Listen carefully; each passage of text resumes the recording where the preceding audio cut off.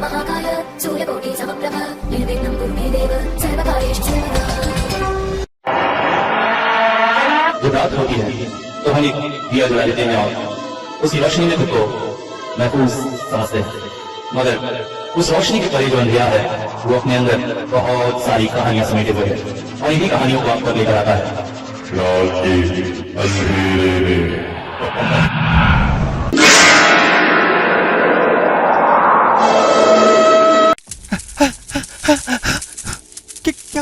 क्या हुआ? घबराकर नींद से उठ गया था सपन और इसके साथ ही हड़बड़ाकर जाग गई उसकी पत्नी सोनाली। वही भयानक सपना फिर से? नहीं सोनाली, तुम समझती क्यों नहीं? वो सपना नहीं, ये देखो मेरे ऊपर वो चल रहे। हट हट हट हट। घबराकर अपने शरीर से कुछ हटाने की कोशिश कर रहा था सपन, मगर सोनाली को कुछ भी नहीं दिख रहा था। पिछले 2-3 रातों से सपन आराम से सो नहीं पाया है। हर रात उसे एक भयानक सपना दिखाई देता है। वो एक ऐसी जगह है जहां पर ढेर सारी मकड़ियां हैं और वो मकड़ियां धीरे धीरे उसके शरीर में चढ़कर डंक मार रही हैं और हड़बड़ाकर उसकी नींद टूट जाती है। मगर आज उसने उन्हें अपने शरीर पर प्रत्यक्ष देखा है, मगर आश्चर्य, सोनाली को कुछ भी नहीं दिख रहा था। ये कैसे हुआ? सपन जिंदगी को अपनी तरह से जीने की कोशिश करता है एक इंसान। वैसे सरकारी दफ्तर में काम करता है, मगर जिंदगी में उसका लक्ष्य एक बड़ा पेंटर बनना है। काफी समय तक स्ट्रगल करने के बाद अब किस्मत ने उसका साथ देना शुरू किया है। 1-2 आर्ट गैलरीज से उसकी पेंटिंग मंगाई गई हैं और कुछ एक अच्छी कीमत पर बिकी हैं। उसकी कलाकारी को देखकर कुछ बड़े कलाकारों ने तारीफ भी की और कहा है उसमें वो पोटेंशियल है कि वो एक अच्छा पेंटर बन सकता है। अत्यंत प्रसन्न था सपन। जिंदगी अब उस मोड़ पर जा रही थी जिधर वो ले जाना चाहता था। इंसान को अगर काम के रूप में वो चीज मिल जाए जो उसे करना पसंद है तो फिर जिंदगी अपने ही मायने रखने लगती है। ऐसा ही कुछ हो रहा था उसके साथ। बहुत से सपने थे, ढेर सारा पैसा कमाएगा, अपनी सोनाली को वो जिंदगी देगा जो उसे चाहिए। मगर पिछले कुछ समय से उसकी जिंदगी में एक आतंक सा छा गया है। उसे समझ में नहीं आ रहा है ये सब उसके साथ हो कैसे रहा है। वैसे शक घूम फिर कर उस तस्वीर की तरफ जा रही है। एक तस्वीर जो पिछले 2 महीने पहले उसे किसी ने गिफ्ट की थी। कुरियर पर भेजने वाले का नाम पढ़कर उसके चेहरे पर मुस्कान खिलाई थी। ऐसा काम यही कर सकता है। अचिंत सपन के कॉलेज का फ्रेंड था। दोनों ने कॉलेज की पढ़ाई साथ ही की थी। एक तरह से अचिंत को सपन का इंस्पिरेशन भी कह सकते हैं। बहुत अच्छी पेंटिंग करता था वो कॉलेज के समय से। उसी को देखकर सपन को प्रोत्साहन मिला था। दिलो जान से पेंटिंग में डूबा रहता था अचिंत। जिंदगी में बहुत कुछ करने की उसकी उम्मीदें थी। एक तरह से कहा जाए तो सपन को उससे चिढ़ ही होती थी, क्योंकि कॉलेज के हर फेस्टिवल, हर फंक्शन में वो दोनों ही समान रूप से पार्टिसिपेट करते, मगर हमेशा अचिंत ही जीत जाता। जिंदगी की इस भाग दौड़ में आने के बाद भी अचिंत उससे आगे ही था। कुछ एक आर्ट गैलरी से उसकी तस्वीरें मंगाई जाने लगी थी, मगर सपन स्ट्रगल ही करता रह गया।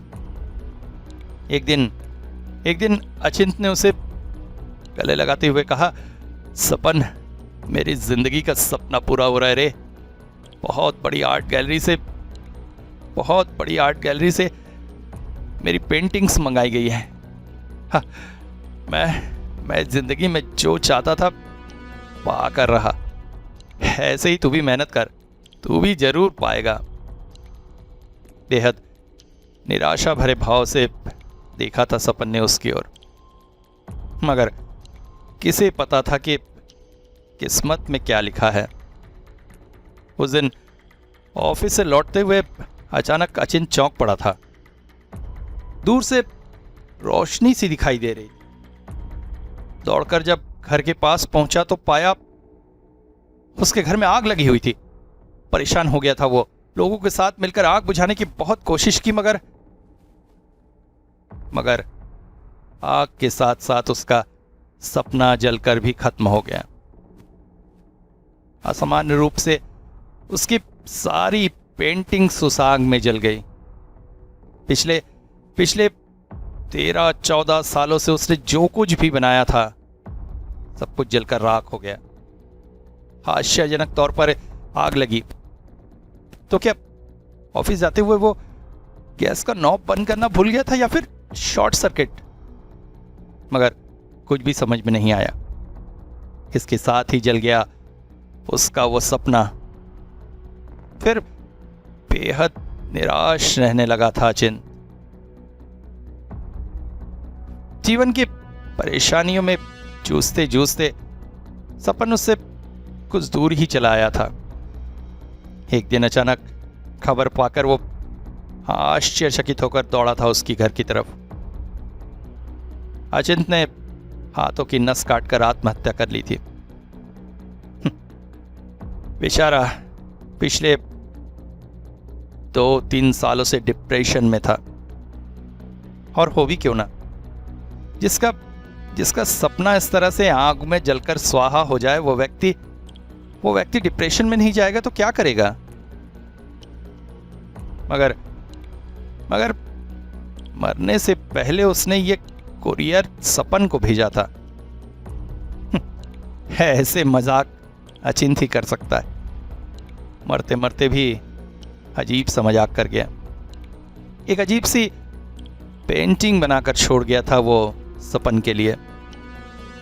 अजीबोगरीब मकड़ी की आकृति, शरीर इंसान का मगर पीठ के पीछे से निकले हुए मकड़ी जैसे 6 हाथ।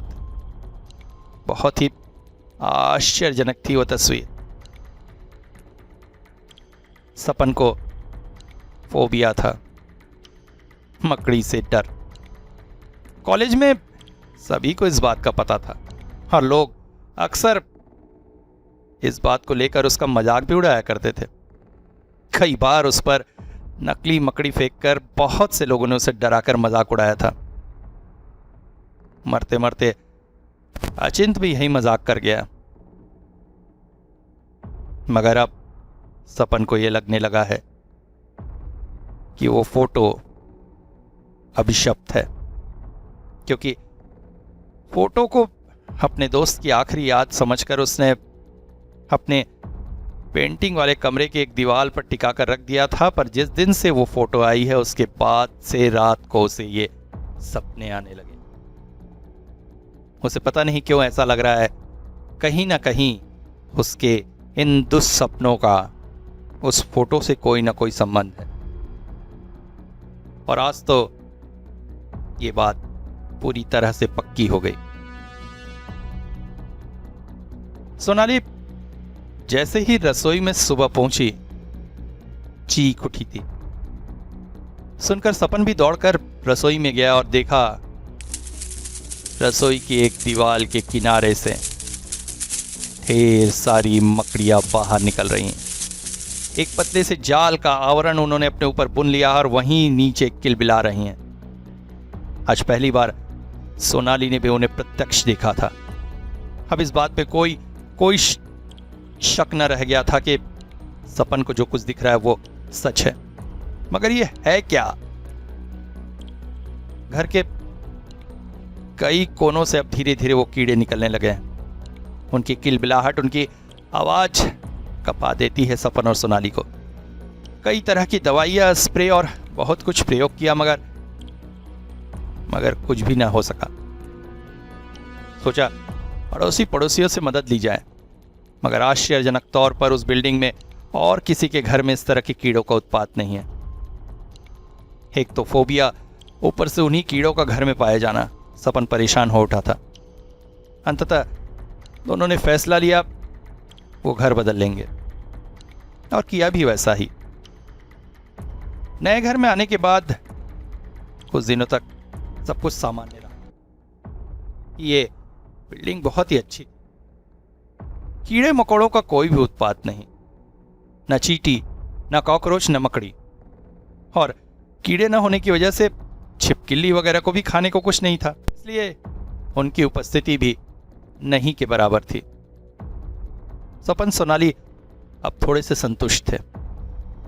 सपन अब पूरी तरह से कंसंट्रेट कर रहा था आने वाले आर्ट गैलरी फंक्शन की तरफ। अगर उसकी पेंटिंग्स वहां पर लोगों की नजरों में पड़ गई और बिक गई तो जिंदगी संवर जाएगी। ऐसे ही एक दिन अपनी पेंटिंग रूम में काम करते करते सपन वॉशरूम की तरफ गया, और जैसे ही दरवाजा खोला चीख निकल गई उसके मुंह से। वॉशरूम की दीवार पर जगह जगह उपस्थित थी वो मकड़ियां। धीरे धीरे इस घर में भी वही सब कुछ उत्पात शुरू हो गया जो पिछले घर में था। परेशान हो गए थे सपन और सोनाली। अब क्या करे, किसकी मदद ले? उस दिन सोनाली को अपनी सहेली के यहां पार्टी में जाना था। सपन भी ऑफिस के लिए तैयार हो रहा था। सोनाली ने कहा, अब देखो, शाम को मुझे आने में थोड़ी देर हो सकती है, तुम थोड़ा संभल कर रहना। मैं एक काम करती हूँ, अपनी फ्रेंड से इस विषय में बात करके देखती हूँ, हो सकता है वो लोग कुछ उपाय बताएं। हाँ, तुम उनसे पूछो, हो सकता है उनकी कोई मदद मिल सके। उस दिन मौसम हालांकि अच्छा ही था, मगर दोपहर होते होते आकाश में काले बादल छा गए थे और फिर तेज बारिश होने लगी। करीब 3 बजे सपन ऑफिस से लौट आया। आज उसने जल्दी छुट्टी ले ली थी। घर पहुंचते पहुंचते करीब करीब भीग चुका था। वो तो गनीमत है, सोनाली के कहने पर आज वो छाता ले गया था, इसलिए पूरी तरह से नहीं भीगा। घर में प्रविष्ट होकर उसने हाथ मुंह धोया, कपड़े बदले और लैपटॉप लेकर बैठ गया। ऑफिस का काम कर लेना चाहता था सोनाली के आने से पहले। बाहर बारिश और तेज हो चुकी थी, रह रहकर बिजलियां कड़क रही थी।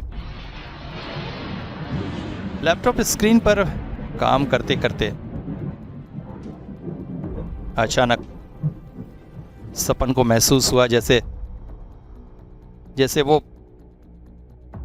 अपने कमरे में नहीं है।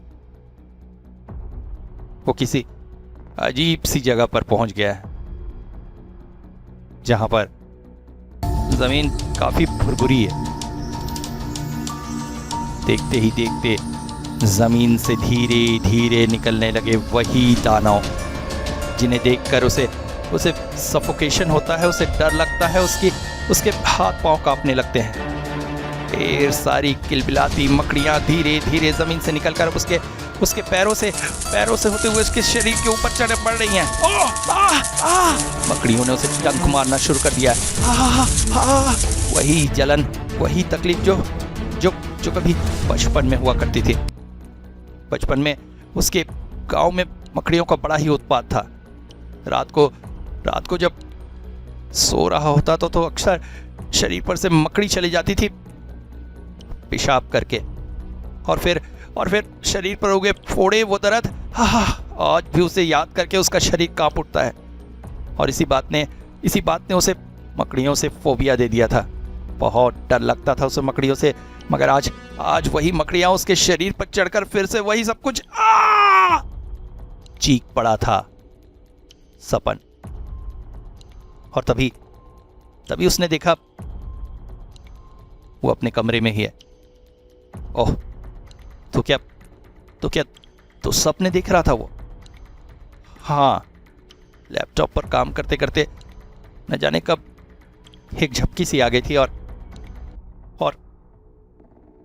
तभी अचानक उसने महसूस किया कमरे में लैपटॉप की रोशनी के अलावा और कोई रोशनी नहीं है। ओह, लोड शेडिंग। और तभी लैपटॉप के स्क्रीन पर एक दूसरी ही हलचल हुई। एक आकृति धीरे धीरे नीचे की तरफ उतरने लगी। यह आकृति और कुछ नहीं, एक मकड़ी थी। अचानक जैसे जैसे क्रोध से जल उठा सा सपन, पास ही रखे न्यूज़पेपर से एक जोरदार वार कर दिया मकड़ी के ऊपर। मगर कहां मकड़ी? यहां तो कुछ भी नहीं। ओफ, आखिर ये सब है क्या? हो क्या रहा है? लगता है उस तस्वीर में ही इस चीज का राज छुपा है, मगर समझ में नहीं आ रहा है वो क्या है। और फिर अचिंत ने ऐसी तस्वीर बनाकर उसे भेजी ही क्यों? लैपटॉप को टेबल में रखकर हाथों में टॉर्च लिए वो अपने स्टूडियो की ओर चल पड़ा। स्टूडियो का कमरा खूब अंधेरे से भरा था। बाहर रह रहकर बिजलियां कड़क रही थी। थोड़े थोड़े समय के लिए कमरा रोशनी से भर उठता था और इसके अलावा थी टॉर्च की रोशनी।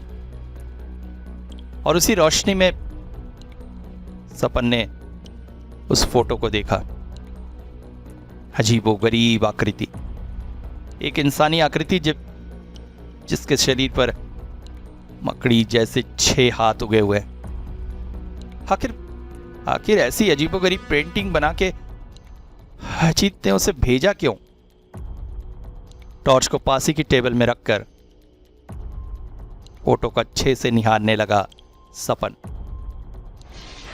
बाहर चमकती बिजलियां रह रहकर कमरे को रोशनी कर रही थी और उसी रोशनी में चमक रही थी वह तस्वीर बार बार। और तभी उसका ध्यान गया पेंटिंग के खास हिस्से पर। ये हिस्सा दूसरे हिस्सों से मोटा सा लग रहा है ना? हाँ, ये हिस्सा कुछ उभरा हुआ सा है। अभी तक पेंटिंग को इतने गौर से उसने नहीं देखा था, इस वजह से समझ में नहीं आया था। अचानक पेंटिंग को पलटकर उसके पिछले हिस्से को धीरे धीरे नाखून से दबाने लगा और तभी एक छोटा सा टुकड़ा निकलकर गिर गया और उसके अंदर से निकला एक कागज। धीरे धीरे कागज को निकालकर पेंटिंग टेबल पर रखकर कागज खोलकर पढ़ने लगा।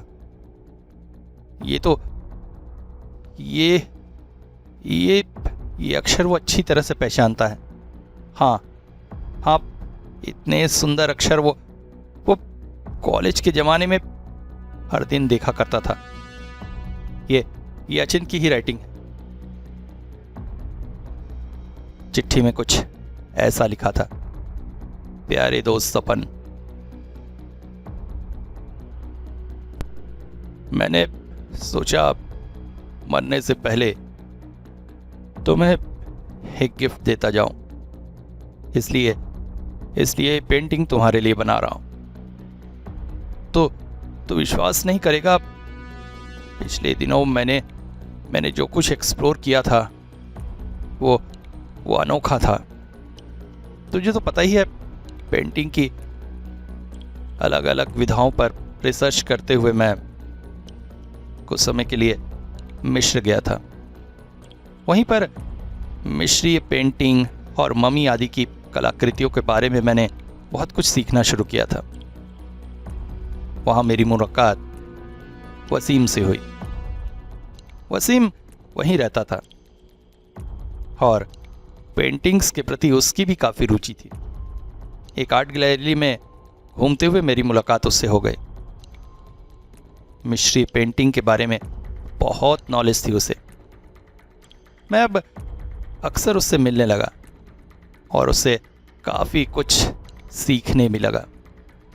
इसके साथ साथ उसने मेरी मुलाकात वहीं के एक तांत्रिक या ओझा जैसे व्यक्ति से करा दी, जिसके ज़रिए मैंने मिस्र की ममियों और उसमें अभिशप्त कलाकृतियों, सामानों आदि के बारे में उनसे बहुत कुछ सीखना शुरू किया। मेरा वहाँ का काम खत्म हो रहा था तब वसीम ने मुझे ऑफर किया कि मैं 7 दिन उसके घर में जाकर रहूं। वहाँ वो मुझे और भी बहुत कुछ सिखाना चाहता था। मेरा होटल वसीम के घर से कुछ ही दूरी पर था, इसलिए 1-2 बार मैं उसके घर आया गया भी था। होटल का खर्च बचेगा यही सोचकर वसीम के साथ ही मैंने रहना शुरू कर दिया। उसके साथ मैंने और भी बहुत कुछ सीखा। एक दिन मैं एक आर्ट गैलरी घूमकर वापस घर आया तो अचानक वसीम दौड़ता हुआ मेरे पास आया। भाई भाई बहुत मुसीबत हो गई है, बहुत मुसीबत हो गई है। उसकी इस तरह से घबराहट को देखकर मैं चौंक पड़ा। क्या हुआ? तुम आओ मेरे साथ, आओ। जैसे ही मैं उसके कमरे में गया मैं बहुत भयानक रूप से चौंक पड़ा। कमरे में एक सांप की केचुली पड़ी थी, मगर मैंने अच्छी तरह पढ़ा है मिस्र में सांप नहीं होते हैं। तो फिर ये क्या? मैं चौंक कर पूछ बैठा, वसीम ये क्या है? भाई मुझसे बहुत बड़ी गलती हो गई। अल्लाह मुझे माफ नहीं करेगा। मैं बहुत डर रहा हूँ। मुझे लगता है बहुत जल्द मेरी मौत होने वाली है। मगर हुआ क्या वसीम? पिछले दिनों मैं डॉक्टर ब्राउन के साथ काम कर रहा था। हमने एक नई पिरामिड की तलाश की थी और उसमें प्रविष्ट होकर मैंने देखा वो एक रानी की कब्र थी। डॉक्टर रॉबर्ट ने बताया था वो रानी अपने जमाने की काफ़ी क्रुद्ध और घमंडी महिला थी, मगर उन्हें पेंटिंग का बहुत ही शौक था। उसने बहुत सी पेंटिंग भी बनाई थी। उस कब्र के अंदर रानी की पेंटिंग्स भी रखी हुई थी और उन्हीं में से एक पेंटिंग की तरफ मेरी नजर गई। अद्भुत कलाकृति थी। इंसानी शरीर और गला बिल्ली का इतनी सुंदर तरीके से उसे बनाया गया था कि मैं बस उसे देखकर मुग्ध हो गया। अचानक डॉक्टर ब्राउन बोले, डियर, इस पेंटिंग को इतनी गहराई से मत देखो। ये पेंटिंग अभिशप्त है। अभिशप्त पेंटिंग? मगर ये कैसे हो सकता है? तभी डॉक्टर ने मम्मी के शरीर के खास हिस्से पर मेरी नजर दौड़ाई। देख रहे हो, मम्मी को देखने से लगता है रानी की मौत बिल्ली के नखोड़ने से हुई है और तस्वीर भी उसने बिल्ली की ही बनाई थी। उसके बाद डॉक्टर ने एक खास मर्तबान मुझे दिखाया जिसे खोलकर देखकर मैं आश्चर्यचकित था। उसके अंदर अजीब सा भूरा रंग भरा हुआ था। डॉक्टर ने कहा, लाखों सालों से यह रंग इसी तरह इस मर्तबान में भरा हुआ है। मैंने इस पर बहुत स्टडी की। ये मम्मी ब्राउन है, एक अभिशप्त रंग जिसे इंसानी हड्डियों और बहुत से अभिशप्त जड़ी बूटियों से बनाया जाता है। कहा जाता है इस रंग से जो भी पेंटिंग बनाई जाती है वो जीवित हो जाती है। मम्मी ब्राउन के बारे में उस युग में बहुत कुछ प्रचलित था। उस युग के पुजारियों ने इसे अभिशप्त कहकर पेंटिंग बनवाना बंद कर दिया था, मगर रानी ने अपने घमंड के चलते मम्मी ब्राउन से ये पेंटिंग बनाई और कहते हैं उसके बाद ही उसकी मौत हो गई। मैंने वो रंग अपने साथ रखना चाहा। डॉक्टर ने मुझे लाख समझाया कि यह रंग अभिशप्त है, इसे अपने साथ रखना उचित न होगा, मगर मैंने इस वादे के साथ कि इसे मैं कभी यूज़ नहीं करूँगा, बस इस पर स्टडी करूँगा, वो रंग मैं अपने साथ ले आया था और एक गुनाह कर बैठा मैं। मिस्र के एक देवता हैं हथीरन, सांप की तरह दिखते हैं वो, अत्यंत भयंकर, अत्यंत शक्तिशाली। एक किताब में मैंने उनका पेंटिंग देखा था। बस न जाने किस बेवकूफ़ी से मैंने मम्मी ब्राउन से उनकी एक पेंटिंग बना दी। उसके बाद से मुझे ऐसा लगने लगा जैसे मेरे घर में मैं अकेला नहीं हूं। तो लाल लाल आंखें हर वक्त मुझे घूरती रहती। फिर धीरे धीरे मुझे सपने में सांप दिखाई देने लगा, एक बहुत ही बड़ा भयानक सांप। कई बार मैंने सपने में देखा मैं बिस्तर पर सो रहा हूं और बड़े बड़े सांप धीरे धीरे मेरे शरीर पर रेंग रहे हैं। मैं परेशान हो चुका हूं दोस्त। रातों को नींद नहीं आती, दिन को चैन नहीं आता। हर वक्त हर जगह मुझे बस सांप दिखाई देता है। मुझे लगता है मेरी मौत बहुत जल्दी होने वाली है। और इसके 2 दिन बाद मैं बाहर से कुछ काम करके घर लौटा तो दरवाज़ा नहीं खुल रहा था। काफ़ी खटखटाने के बाद भी जब दरवाज़ा ना खुला तो डुप्लीकेट चाबी से मैं दरवाज़ा खोलकर जैसे ही घर में प्रविष्ट हुआ, चौंक पड़ा। सामने वसीम की लाश पड़ी हुई थी। उसके पैरों पर सांप के काटने के निशान थे। मैं चौंक पड़ा, मगर न जाने क्या सोचकर मैंने मम्मी ब्राउन का वो मर्तबान छुपा दिया और अपने साथ भारत ले आया। इसके बाद की कहानी तुमसे छुपी नहीं है। वो रात जो मेरी जिंदगी की सबसे भयानक रात थी, जिसने मेरी 14 साल की मेहनत को मुझसे छीन लिया। सब कुछ जलकर राख हो गया। दुनिया की नज़रों में ये एक एक्सीडेंट था, मगर मैं जानता था ये एक्सीडेंट नहीं, सोच समझकर की गई एक साजिश थी। एक ऐसा इंसान जो मेरे बहुत करीब था,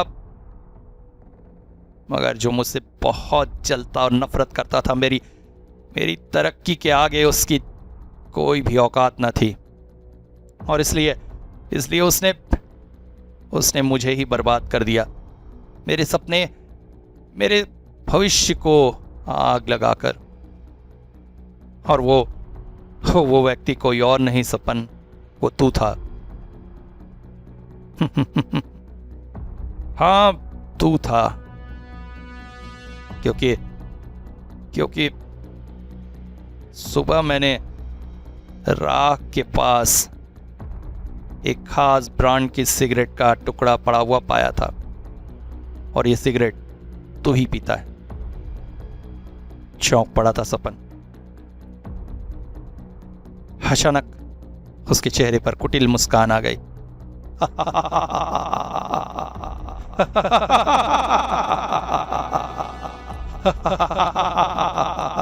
कमरे में उसकी हंसी गूंजने लगी। हाँ चिंत, मैंने ही किया था। मैंने ही तेरी सारी पेंटिंग्स को आग लगा दी थी, क्योंकि उनको देखकर मेरे दिल में जो आग जलती थी, उसका क्या। हमेशा तू ही लोगों के लिए आदर्श बना। मेरी कला, मेरी पेंटिंग्स, मेरी मेहनत का कोई मान नहीं। हर बार जिस भी आर्ट गैलरी में तू मेरे सामने पेंटिंग लगाता, तू ही जीतता और मैं पराजित होता। जबकि सच्चाई ये थी कि हम दोनों समान रूप से गुणवान थे, मगर किस्मत तुझ पर मेहरबान थी। पर कहते हैं ना, हाथों की रेखाओं को बदला जा सकता है, इसलिए मैंने भी हाथों की रेखाएं बदल ली। आग लगा दी तेरी उन सारी पेंटिंग्स को। फिर से तेरा खड़ा होना संभव न था, और तेरे गिरते ही मेरे उठने की शुरुआत हुई। आज मैं जो कुछ भी हूं, जैसा भी हूं, उस एक पाप की वजह से हूं। अगर वो पाप मैंने ना किया होता तो तो बेचारा। अचानक फोन का मैसेज टोन बज उठा। अरे, मैसेज देखा तो सोनाली का मैसेज था। क्या कर रहे हो? कब से कॉल करिए, फोन क्यों नहीं उठा रहे? चौंक पड़ा था वो। पत्र पढ़ने में इतना खो गया था कि उसका ध्यान ही नहीं रहा कि मोबाइल उसने साइलेंट पर रख दिया। सोनाली के 6 मिस कॉल थे। कॉल करने पर उसने कहा बारिश रुकने पर वो घर आएगी, थोड़ी देर और हो सकती है। कोई बात नहीं, तुम आराम से आओ, सपन ने कहा। और उसके बाद फिर वो चिट्ठी पढ़ने में मशगूल हो गया। ये बात सच है सपन कि तूने मेरे सारे सपने जला दिए, मगर आश्चर्यजनक तौर पर मम्मी ब्राउन की वो बोतल उस कमरे में रखे होने के बाद भी नष्ट नहीं हुई। तब मुझे एहसास हुआ कि लोग सच ही कहते हैं, इस पर अवश्य अभिशाप है। मैं फिर से शुरुआत नहीं कर सकता था, मैं टूट चुका था। हालांकि कोशिश करता तो शायद फिर से सब कुछ कर पाता, मगर मैं निराश हो गया था। 2 साल तक डिप्रेशन में रहने के बाद जब ठीक हुआ तो पाया तू मुझसे बहुत आगे जा चुका है। पाप करने के बाद भी तू आज उस सफलता को भोग रहा है जो मेरा हक थी। तब मैंने सोचा मैं अपनी अंतिम कलाकृति बनाऊंगा, सबसे सुंदर, अप्रतिम, अद्भुत, और वो मैं तुझे गिफ्ट करूंगा। और फिर मैंने बनाई मिस्र की सबसे भयंकर देवी की तस्वीर, अनहीरा, मकड़ियों की रानी। कहते हैं अनहीरा इंसानी खून की प्यासी है। वो अपने मकड़ियों के जरिए पहले उस इंसान का पता लगाती है और फिर उसके पास जाकर उसका खून पी जाती है। मामी ब्राउन से बनाई हुई हर तस्वीर एक न एक दिन जाग उठती है, और मेरा विश्वास है एक न एक दिन अनहीरा तेरे पास जरूर पहुंचेगी। मम्मी ब्राउन से बनी मेरी ये तस्वीर एक न एक दिन जागृत अवश्य होगी और तुझसे तेरे पाप का इंतकाम लेगी। चौंक पड़ा था सपन। क्या ये क्या? अचानक बाहर चमकी बिजली में बाहर के दरवाजे में किसी के होने का एहसास हुआ। अब सोनाली, तुम आ गई? मगर कोई जवाब नहीं। अचानक बाहर की वो परछाई धीरे धीरे सरक कर कमरे के दरवाजे के ठीक सामने आ गई थी। अगली बार चमकती हुई बिजली में जो दृश्य सपन ने देखा, उसे देखकर उसके मुंह से एक चीख निकल गई, नहीं नहीं नहीं। उसे ऐसा लगा जो दरवाजे के सामने आकृति खड़ी है वो इंसान होकर भी इंसान नहीं। उसके शरीर से 6 हाथ निकले हुए हैं। और तभी अचानक उसके पैरों में गुदगुदी सी होने लगी। टॉर्च की रोशनी फेंक कर देखा, जमीन से हजारों हजार मकड़ियां निकलकर धीरे धीरे उसके शरीर पर रेंगने लगी है। नहीं!